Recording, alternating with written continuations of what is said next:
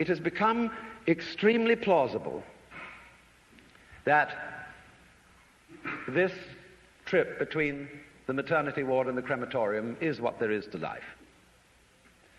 And we still have going into our common sense the 19th century myth which succeeded the ceramic myth in Western history. I call it the myth of the fully automatic model. Man is a little germ that lives on an unimportant rock ball that revolves about an insignificant star on the outer edges of one of the smaller galaxies. But on the other hand, if you think about that for a few minutes, I am absolutely amazed to discover myself on this rock ball rotating around a spherical fire. It's a very odd situation. And the more I look at things, I cannot get rid of the feeling that existence is quite weird. I know that. See, a philosopher is a sort of intellectual yokel who gawks at things that sensible people take for granted. And sensible people, existence is nothing at all. I mean, it's just basic, and just go on and do something. See, this is the current movement in philosophy. Logical analysis says you mustn't think about existence. It's a meaningless concept. Therefore, philosophy has become the discussion of trivia. No good philosopher lies awake nights worrying about the destiny of man and the nature of God and all that sort of thing, because a philosopher today is a practical fellow who comes to the university with a briefcase at 9 and leaves at 5. He does philosophy during the day, which is discussing whether certain sentences have meaning, and if so, what. And then he would, as William Earle said in a very funny essay, he would come to work in a white coat if he thought he could get away with it. Problem is, he's lost his sense of wonder. Wonder is like, in modern philosophy, something you mustn't have. It's like enthusiasm in 18th century England. It's very bad form. But you see, I don't know what question to ask when I wonder about the universe. It isn't a question that I'm wondering about, it's a feeling that I have. Because I cannot formulate the question that is my wonder. The moment my mouth opens to utter it, I suddenly find I'm talking nonsense. But that should not prevent wonder from being the foundation of philosophy. So, there is obviously a place in life for a religious attitude in the sense of awe, astonishment at existence. And that is also a basis of respect for existence. We don't have very much of it in this culture, even though we call it materialistic. In the culture that we call materialistic today, we are, of course, bent on the total destruction of material and its conversion into junk and poisonous gas as quickly as possible. This is not a materialistic culture, because it has no respect for material. And respect is in turn based on wonder, on feeling the marvel of just an ordinary pebble in your fingers.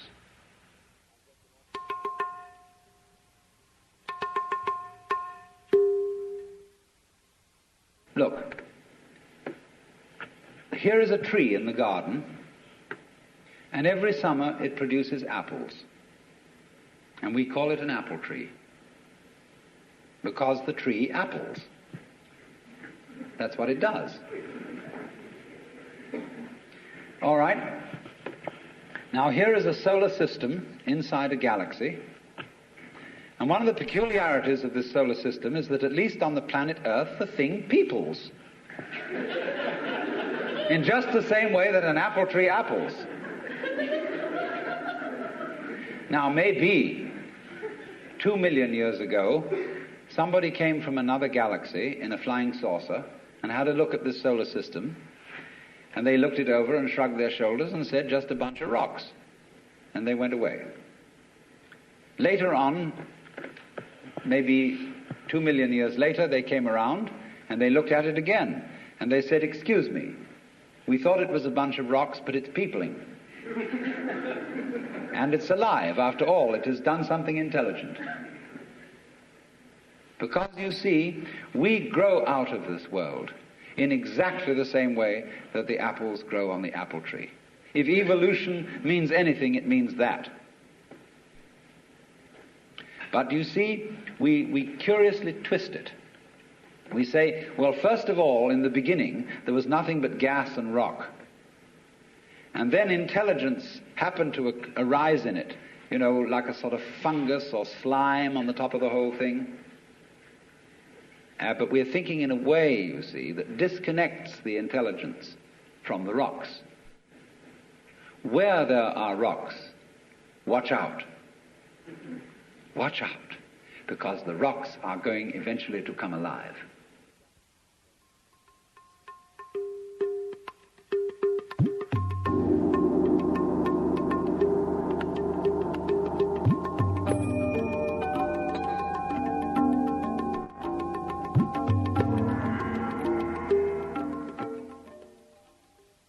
Theology has not, as a matter of fact, had a very distinguished record in promoting the study of other than the Christian religion. Because you see, if you know in the first place that you have the true religion, there really is no point in studying any other one, and you can very quickly find reasons for showing them to be inferior, because that was a foregone conclusion. They had to be. Because if, for example, you get into discussions as to whether Buddha was a more profound and spiritual character than Jesus Christ, you arrive at your decision on the basis of a scale of values which is, of course, Christian. And in this sense, the judge and the advocate are the same. Now, as you know, I'm not being very fair and very kind to modern theology. But there is this strange persistence of insisting that our group is the best group. And I feel that there is in this something peculiarly irreligious, and furthermore it exhibits a very strange lack of faith. Because I believe that there is a strong distinction between faith on the one hand and belief on the other. That belief is, as a matter of fact, quite contrary to faith. Because belief is really wishing. It's from the Anglo-Saxon root leaf, to wish. And belief, stated, say, in the creed, is a fervent hope that the universe will turn out to be thus and so.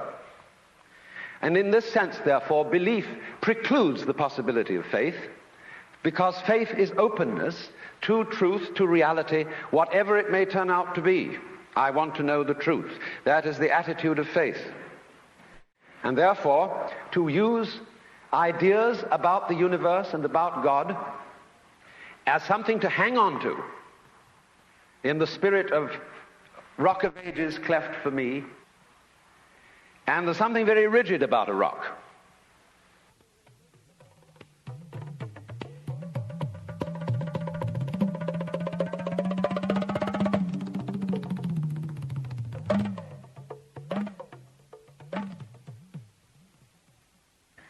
And we are finding our rock getting rather worn out in an age where it becomes more and more obvious that our world is a floating world.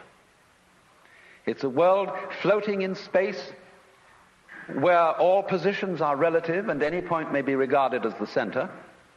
A world which doesn't float on anything, and therefore the religious attitude appropriate to our time is not one of clinging to rocks, but of learning to swim.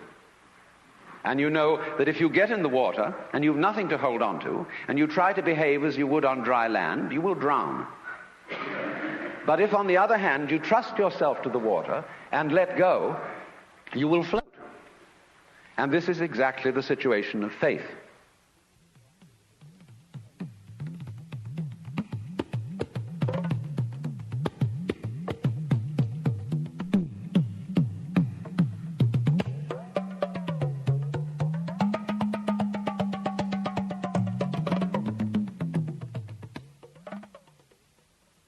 I had a friend who was studying Zen in Japan, and he got pretty desperate to produce the answer of who he really is. And on his way to an interview with the master to give an answer to the problem, he noticed a very common sight in Japan, a big bullfrog sitting around in the garden. And he swooped this bullfrog up in his hand and dropped it in the sleeve of his kimono. And then he went into the master And to give the answer of who he was, he suddenly produced the bullfrog. And the master said, too intellectual.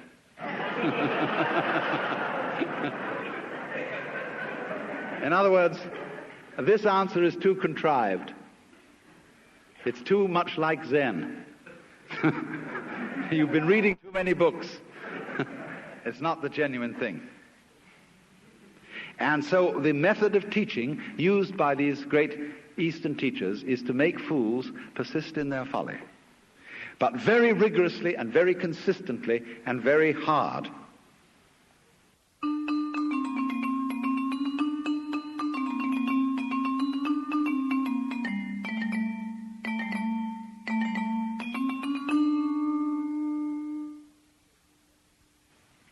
Now, if you go to a Zen teacher, he'll say, well, I have nothing to teach. There is no problem. Everything's perfectly clear.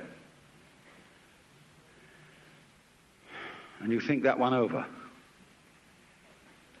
And you say, he's probably being cagey.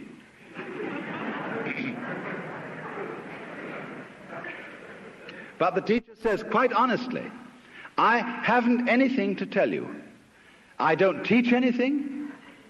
I have no doctrine. As I said to you in the beginning of this talk, I have nothing whatsoever to sell you. So the student thinks, my, this is very deep, because this nothing that he's talking about, this nothing that he teaches, is what they call in Buddhism shunyata, and it's supposed to be the ultimate reality. But as you know, if you know anything about these doctrines, this doesn't mean real nothingness, not kind of just nothing there at all, not just blank, but it means no thingness. It's the transcendental reality behind all separate and individual things, and that's something very deep and profound. So he knows that when the teacher said, I have nothing to teach, he meant this very esoteric no thing. Well, he might also say then, if you have nothing to teach, what are all these students doing around here?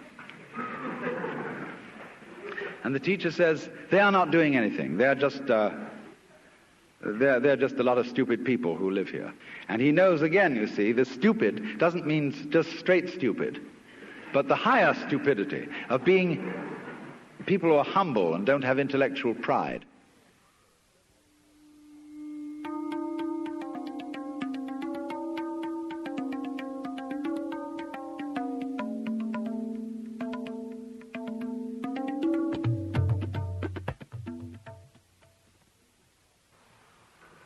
The Christian proverb is that man's extremity is God's opportunity.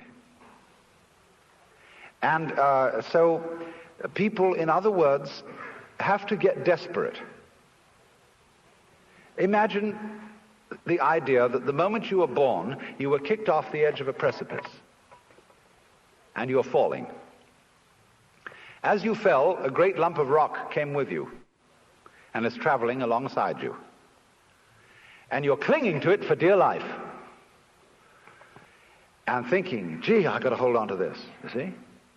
Well, it doesn't do a thing for you. And it's only making you anxious. And it's only when you understand that it doesn't do a thing for you that you let go and relax. So everybody's in this situation. We're all completely insecure. We're all headed straight for death as if we had been condemned by a judge. And yet here we are all clinging on to things. And we have all sorts of alibis for doing this. We say, well, I have responsibilities for my dependents and I've got to cling on. But all you're doing is you're teaching your dependents to cling in the same way as you are. And making them miserable by learning to go on surviving compulsively. So the thing is, same way, if you're caught in a torrent, and you try to get out of it by swimming against it, you'll just wear yourself out and you're still carried along with it. So the sensible thing to do is to turn around and swim with it. And if you want to get out of it, swim towards the edge. But go with it. Same way when you're sailing. Always keep the wind in your sails. If you want to go against the wind, tack. But use the wind. So it's this way, you know. We're all in this great stream of change, which we call life. We are the stream. If you imagine you're separate from it and you're being carried along by it as if you were a cork, that's a delusion. You're a wave of the stream itself. So get with it.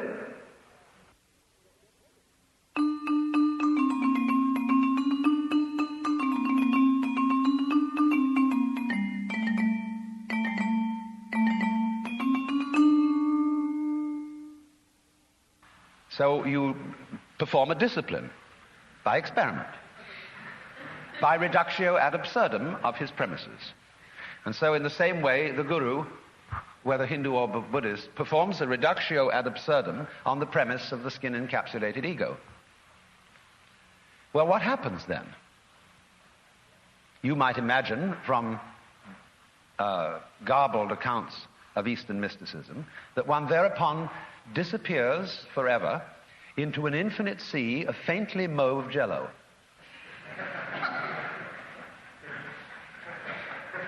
And become so lost to the world and entranced that you forget your name, address, telephone number, and function in life.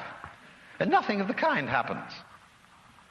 The state of mystical illumination, although it may, in its sudden onset, be accompanied by a sensation of tremendous luminescence and transparency, as you get used to it, it's just like everyday life.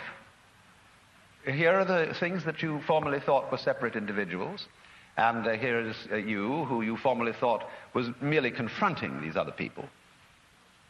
When the great Dr. D.T. Suzuki was asked, what is it like to be enlightened? He said, it's just like ordinary everyday experience, except about 2 inches off the ground. Because what is altered is not the way your senses perceive. What is altered is what you think about it. Your definitions of what you see. Your evaluation of it. So when you don't cling to it, when you have no longer a hostile attitude to the world because you know the world is you, it is. I mean, let's take it from the point of view of biology. If I describe the behavior of a living organism, I cannot possibly describe that behavior without simultaneously describing the behavior of the environment. So that I discover that I don't describe organisms in environments, I describe a unified field of behavior called an organism environment. It's an awkward word, but there it is. The environment doesn't push the organism around. The organism doesn't push the environment around. They are two aspects or poles of the same process.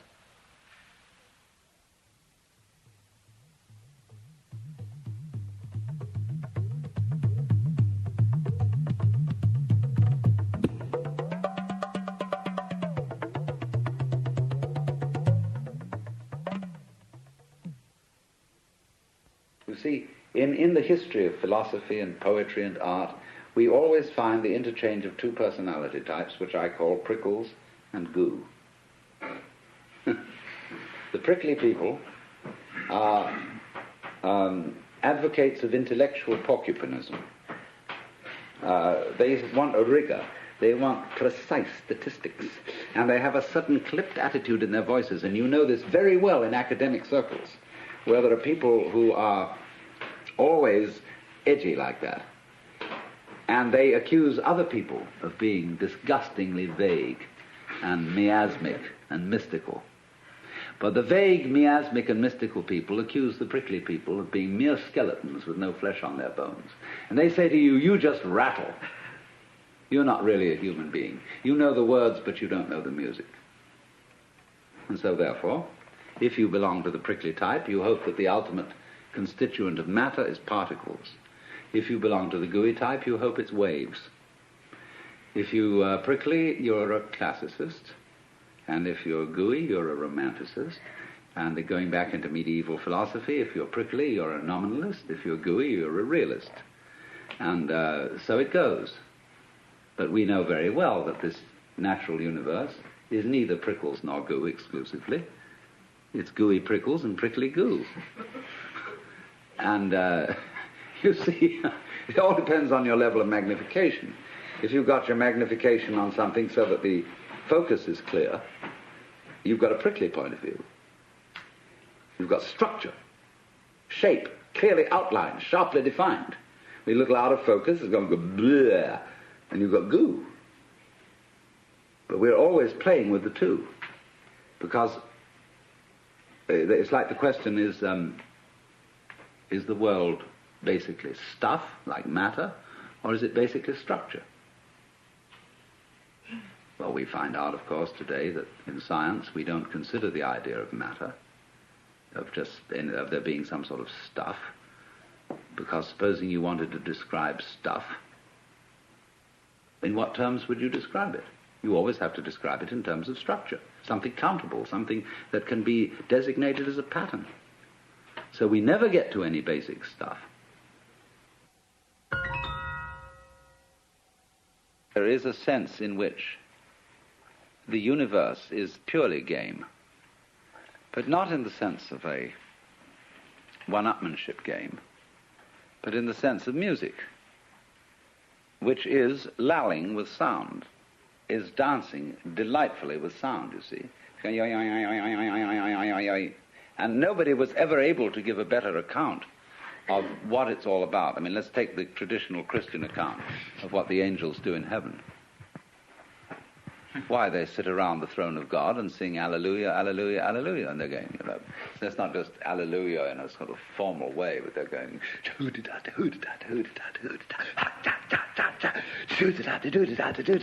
no, they're really swinging. And by the time you know where they are, the swinging has reached such fantastic proportions.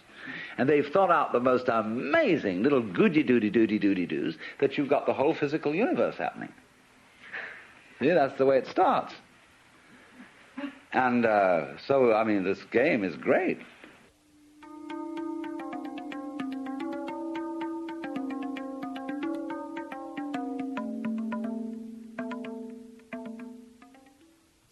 In music, though, one doesn't make the end of a composition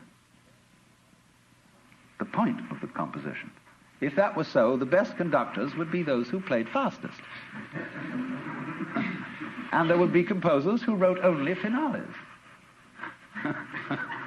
People go to a concert just to hear one crashing chord, because that's the end. Same way in dancing. You don't aim at a particular spot in the room. That's where you should arrive. The whole point of the dancing is the dance. Now, but we don't see that as something brought by our education into our everyday conduct. We've got a system of schooling which gives a completely different impression. It's all graded. And what we do is we put the child into the corridor of this grade system with a kind of, come on, kitty, kitty, kitty. And yeah, you go to kindergarten, you know, and that's a great thing because when you finish that, you'll get into first grade. And then, come on, first grade leads to second grade, and so on, and then you get out of grade school, you've got high school, and it's revving up, the thing is coming. Then you're going to go to college, and by Jove, then you get into graduate school, and when you're through with graduate school, you go out to join the world. And then you get into some racket where you're selling insurance, and they've got that quota to make, and you're going to make that, and all the time, the thing is coming. It's coming, that great thing, the success you're working for. Then when you wake up one day about 40 years old, you say, my God, I've arrived. I'm there. And you don't feel very different from what you always felt. And there's a slight letdown because you feel there's a hoax. And there was a hoax, a dreadful hoax. They made you miss everything. We thought of life by analogy with a journey, with a pilgrimage, which had a serious purpose at the end, and the thing was to get to that end, success or whatever it is, or maybe heaven after you're dead. But we missed the point the whole way along. It was a musical thing, and you were supposed to sing or to dance while the music was being played.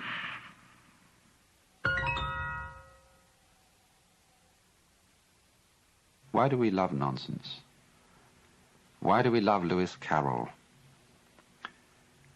With his "'Twas brillig and the slithy toves did gyre and gimble in the wave, all mimsy were the borogoves and the mumraths outgrabe." Why is it that all those old English songs are full of Fal-de-riddle Ido and Hey Nonny Nonny and all those babbling choruses? Why is it that when we get hep with jazz, we just go booty booty boopty boo and so on and enjoy ourselves swinging it It is this participation in the essential, glorious nonsense that is at the heart of the world, that isn't going anywhere, that is a dance. But it seems that only in moments of unusual insight and illumination that we get the point of this and find that thus the true meaning of life is no meaning, that its purpose is no purpose, and that its sense is nonsense.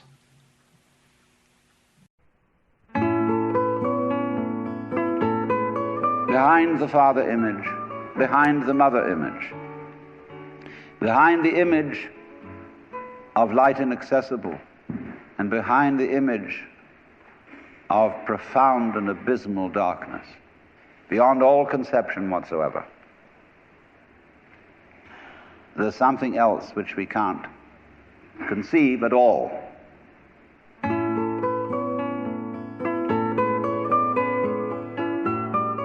Welcome to The Love of Wisdom with Alan Watts. As one of the century's most eloquent philosophers, Alan Watts introduced a generation in the West to the fascinating ideas of the Far East, the wisdoms of the Orient. In the 1960s and early 70s, he lectured throughout the English-speaking world and was recorded in a variety of settings, from seminars aboard his ferry boat, the Vallejo, in Sausalito, California, to keynote addresses at major universities. Recorded at the First Unitarian Church in San Francisco in 1971, this program is called Images of God. Here's Alan Watts. Now, I'm sure that most of you know the old story about the astronaut who went far out into space and was asked on his return whether he had been to heaven and seen God. And he said yes. And so they said to him, well, what about God? And he said, she is black. And although this is a very well-known and well-worn story, it is very profound.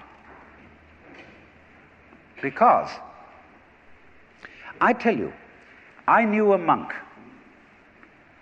who started out in life as pretty much of an agnostic or an atheist, and then he began to read Henri Bergson, the French philosopher who proclaimed the vital force, the élan vital, and so on. And the more he read into this kind of philosophy, the more he saw that these people were really talking about God.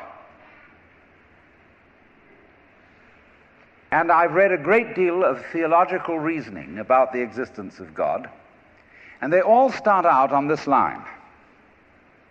If you are intelligent and reasonable, you cannot be the product of a mechanical and meaningless universe. Figs do not grow on thistles. Grapes do not grow on thorns.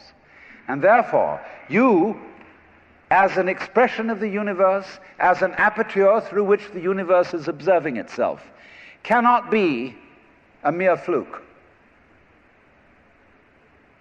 Because if this world peoples, as a tree brings forth fruit, then the universe itself, the energy which underlies it, what it's all about, the ground of being, as Paul Tillich called it, must be intelligent.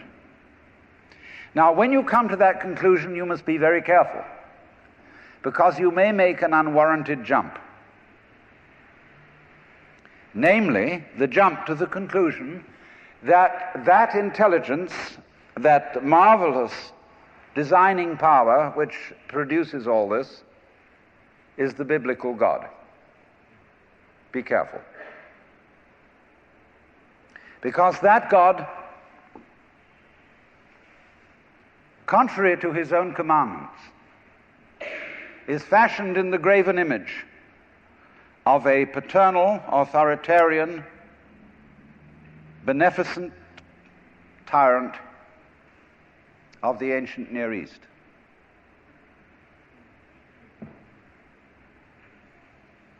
And it's very easy to fall into that trap. because it's all prepared, institutionalized in the Roman Catholic Church, in the synagogue, in the Protestant churches, all there ready for you to accept. And by the pressure of social consensus and so on, it is very natural to assume that when somebody uses the word God, it is that father figure which is intended. Because even Jesus used the analogy, the Father, for his experience of God. He had to. There was no other one available to him in his culture. But nowadays, we are in rebellion against the image of the authoritarian father. Especially this should happen in the United States, where it happens that we are a republic and not a monarchy. And if you, as a loyal citizen of this country, think that a republic is the best form of government, you can hardly believe that the universe is a monarchy. But to reject the paternalistic image of God as an idol is not necessarily to be an atheist.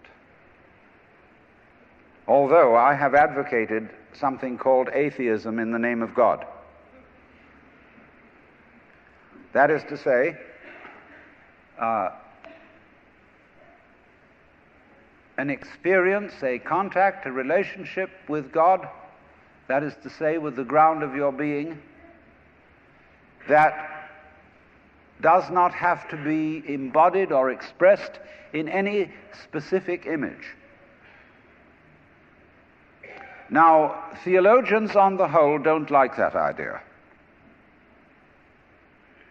because I find in my discourse with them that they want to be a little bit hard-nosed about the nature of God. They want to say that God has indeed a very specific nature. Ethical monotheism means that the governing power of this universe has some extremely definite opinions and rules to which our minds and acts must be conformed. And if you don't watch out, you'll go against the fundamental grain of the universe and be punished in some way. Old-fashionedly, you will burn in the fires of hell forever. More modern-fashionedly, you will fail to be an authentic person. It's another way of talking about it. But there is this feeling, you see, that there is authority behind the world, and it's not you. It's something else. Like we say, that's something else that's far out. And therefore, this Jewish, Christian, and indeed Muslim approach makes a lot of people feel rather strange, estranged from the root and ground of being. There are a lot of people who never grow up and are always in awe of an image of grandfather. Now, I'm a grandfather. I have 5 grandchildren, and so I'm no longer in awe of grandfathers. I know I'm just as stupid as my own grandfathers were, and therefore am not about to bow down to an image of God with a long white beard. Now, naturally, of course, we intelligent people don't believe in that kind of a God, not really. I mean, we think that God is spirit, that God is very undefinable and infinite and all that kind of thing. But nevertheless, the images of God are have a far more powerful effect upon our emotions than our ideas.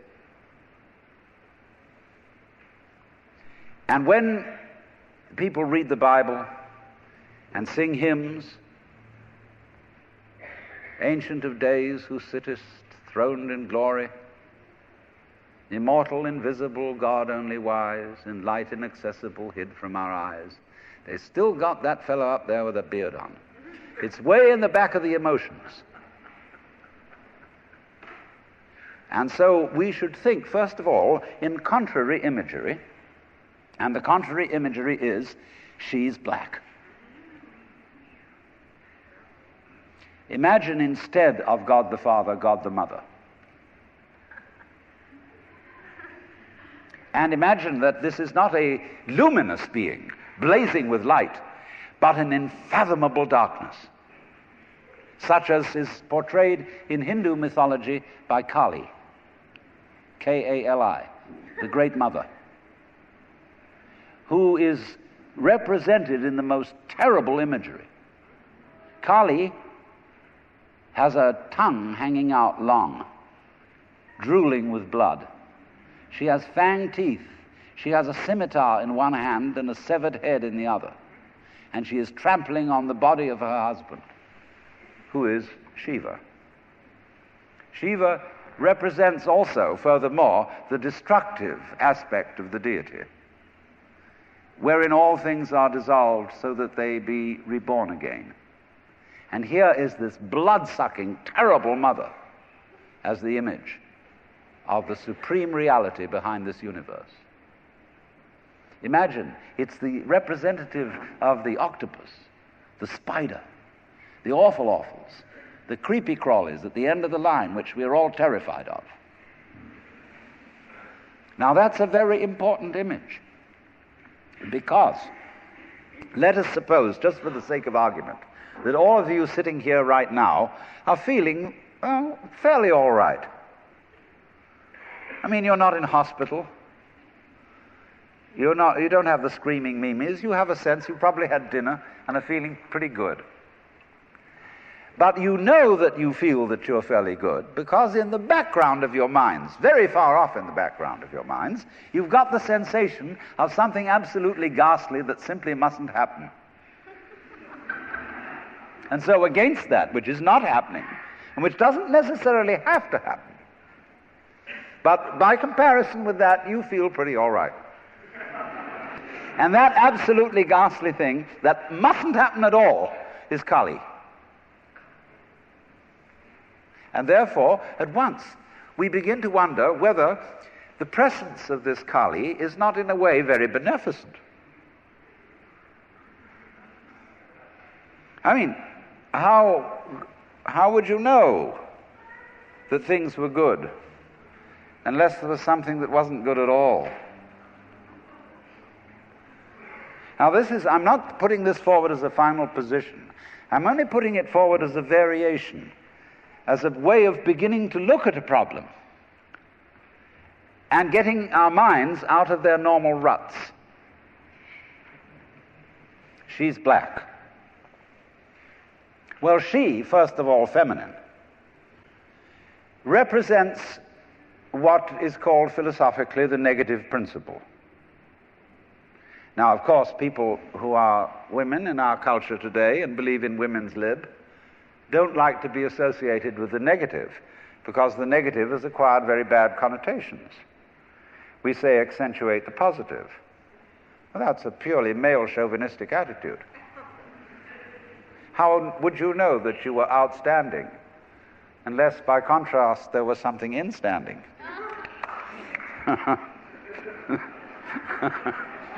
You cannot appreciate the convex without the concave. You cannot appreciate the firm without the yielding. And therefore, the so-called negativity of the feminine principle is obviously life-giving and very important. But we live in a culture which doesn't notice it. You see a painting, a drawing of a bird, and you don't notice the white paper underneath it. You see a printed book, and you think that what is important is the printing, and the page doesn't matter. And yet, if you reconsider the whole thing, how could there be visible printing without the page underlying it? What is called substance, that which stands underneath, underneath, stands. To be substantial is to be underlying, to be the support, to be the foundation of the world. And of course, this is the great function of the feminine, to be the substance. And therefore, the feminine is represented by space, which is, of course, black at night. But were it not for black and empty space, there would be no possibility whatsoever of seeing the stars. Stars shine out of space, and astronomers, very high-powered astronomers, are beginning to realize that stars are a function of space. Now, that's difficult for our common sense, because we think that space is simply inert nothingness. But we don't realize that space is completely basic to everything. It's like your consciousness. Nobody can imagine what consciousness is. It's the most elusive, whatever it is, that there is at all, because it's the background of everything else that we know. Therefore, we don't really pay much attention to it. We pay attention to the things within the field of consciousness, to the outlines, to the objects, to the so-called things that are in the field of vision, the sounds that are in the field of hearing, and so forth. But what it is that ever it is that embraces all that, we don't pay much attention to it. We can't even think about it. It's like trying to look at your head. You know, you try to look at your head, and what do you find? You don't even find a black blob in the middle of things. You just don't find anything. And yet that is that out of which you see, just as space is that out of which the stars shine. So there's something very queer about all this. That which you can't put your finger on, that which always escapes you, that which is completely elusive, the blank, seems to be absolutely necessary for there to be anything whatsoever. Now let's take this further. Kali also is the principle of death, because she carries a scimitar in one hand and a severed head in the other. Death. This is tremendously important to think about. We put it off. Death is swept under the carpet in our culture.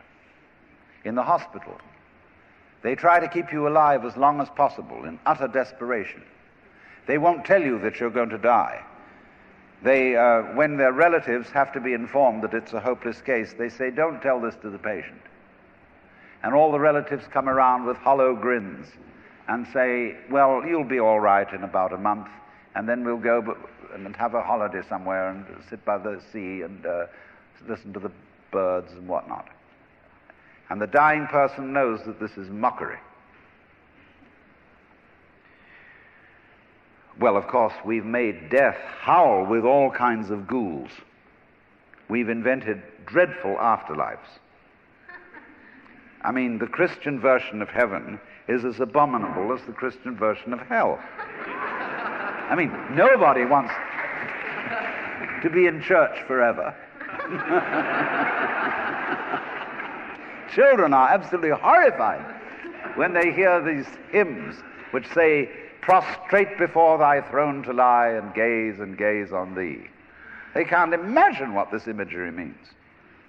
I mean, in a very subtle theological way, I could wangle that statement around to make it extremely profound. I mean, to be prostrate at once and to gaze on the other hand, see, is a coincidentia oppositorum, a coincidence of opposites, which is very, very deep. But to a child, it is a crick in the neck. And that's the sort of imagery we're brought up with. So the idea of what might happen after death, well, you're going to be faced with your judge, the one who knows all about you. This is Big Papa. who knows you were a naughty boy and a very naughty girl, especially girl, from the beginning of things. He's going to look right through to the core of your inauthentic existence. And what kind of heebie-jeebies may come up. Or you may believe in reincarnation. And you think that your next life will be the rewards and the punishments for what you've done in this life. And you know you got away with murder in this life. And the most awful things are going to happen next time around. So you look upon death as a catastrophe. Then there are other people who say, well, when you're dead, you're dead. Just nothing going to happen at all. So what you got to worry about? Well, we don't quite like that idea, because it spooks us.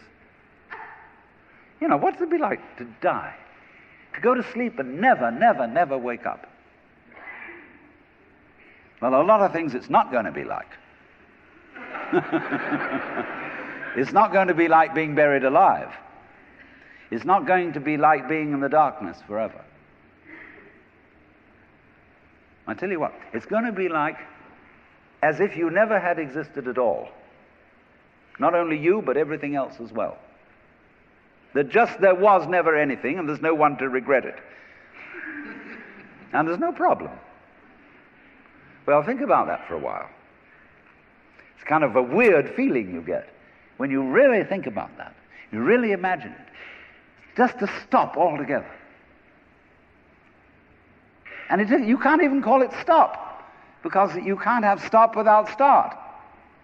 And there wasn't any start. There's just no thing. Well, then when you come to think of it, that's the way it was before you were born. I mean, if you go back in memory as far as you can go, you get to the same place as you go forward in your anticipation of the future as to what it's going to be like to be dead. Then you get these funny ideas that this blankness is the necessary counterpart of what we call being. Now, we all think we're alive, don't we? I mean, we're really here? That there is something called existence? You know, the existentialists, Dasein, thrownness, here we are. But how could you be experiencing that as a reality unless you had once been dead?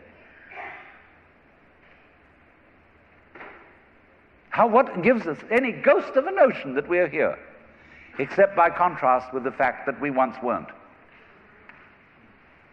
And later on won't we?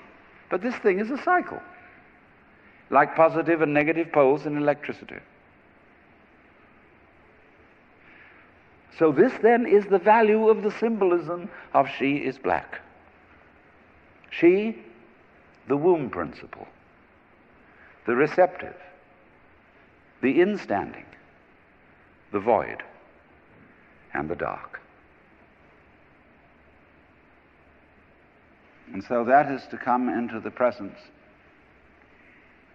of the God who has no image. Behind the Father image, behind the Mother image, behind the image of light inaccessible, and behind the image of profound and abysmal darkness, there's something else which we can't conceive at all.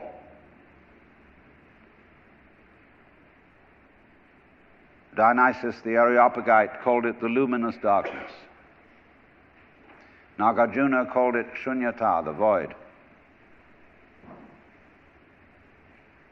Shankara called it Brahman, that which of which nothing at all can be said. Neti neti. Beyond all conception whatsoever. And you see, that is not